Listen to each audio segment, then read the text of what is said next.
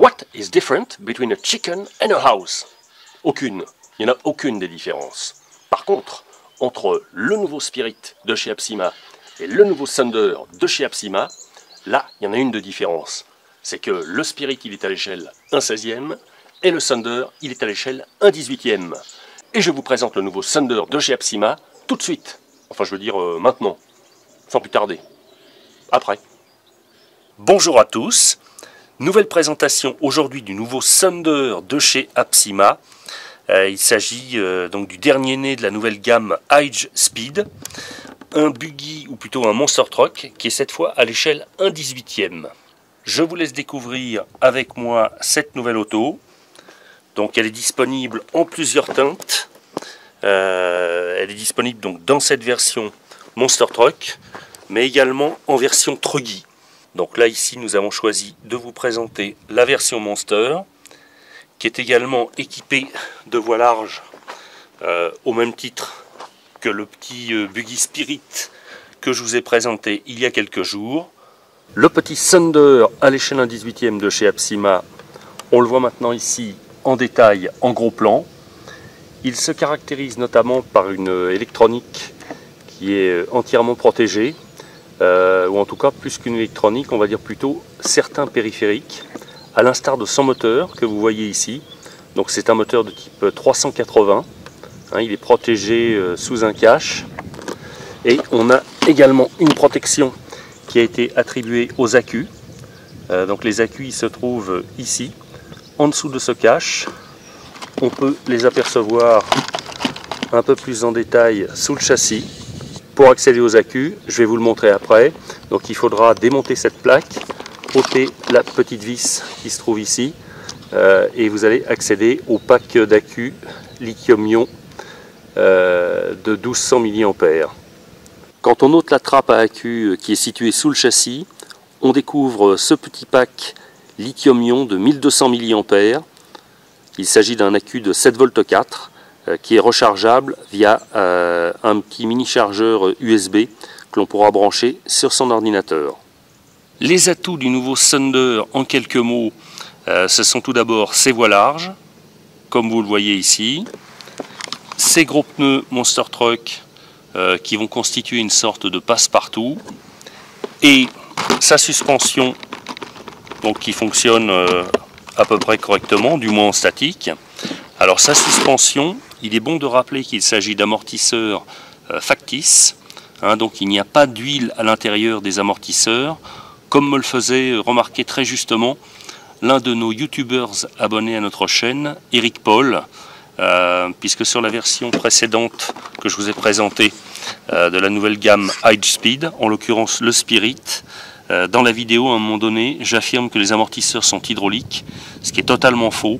Donc ce sont des amortisseurs factices. Vous avez un ressort, éventuellement un réglage de tension du ressort, mais il n'y a pas d'huile à l'intérieur. Au titre des points forts que nous apprécierons sur cette auto, on signalera encore une fois la présence d'un véritable cerveau à la direction pour commander les roues. Donc ça fait toute la différence par rapport aux daubes de supermarché qui sont fournies avec un espèce de circuit imprimé.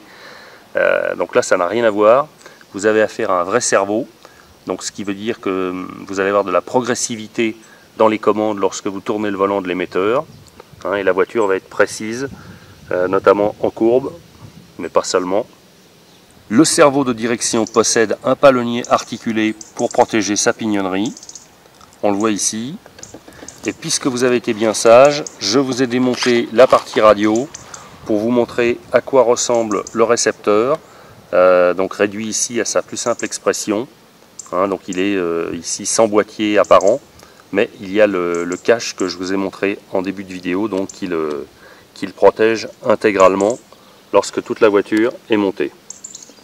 Et de nouveau gros plan sur le moteur de type 380, donc qui est totalement protégé par ce carter nylon.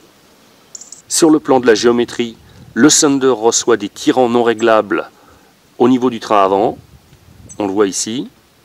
Même chose au niveau du train arrière, où les triangles sont assistés par des tirants de carrossage non réglables. Les fusées de roues du train avant de l'Apsima Thunder sont équipées de bagues En revanche, donc à l'intérieur des cellules, on ne le voit pas ici, mais les différentiels fonctionnent sur d'authentiques roulements à billes. Donc ça, ce sera appréciable pour la fiabilité. Le différentiel avant et le différentiel arrière implantés au cœur des cellules que je vous montre là actuellement fonctionnent sur des roulements à billes.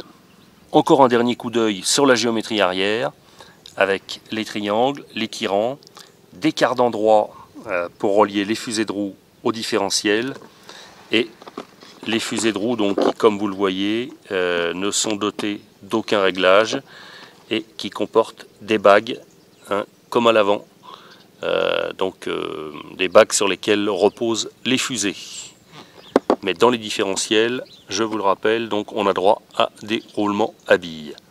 Ici, nous apercevons maintenant les étriers de direction, donc en plastique injecté, avec leur quart d'endroit, une partie du train avant avec les amortisseurs, le support, le pare-choc de protection. Voilà pour le tour d'horizon de ce nouvel APSIMA Thunder à l'échelle 1/18e. Le châssis de l'auto, il est tout plastique. Il s'agit d'un châssis baignoire, donc un classique du genre, pas seulement sur ces voitures de petite échelle.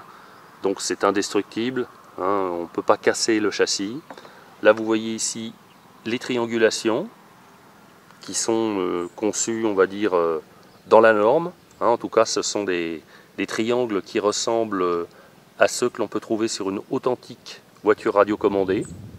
L'APSIMA Thunder est livré avec 7 émetteurs à volant en 2 Go 4. Donc là encore un classique du genre, avec des réglages extrêmement minimalistes.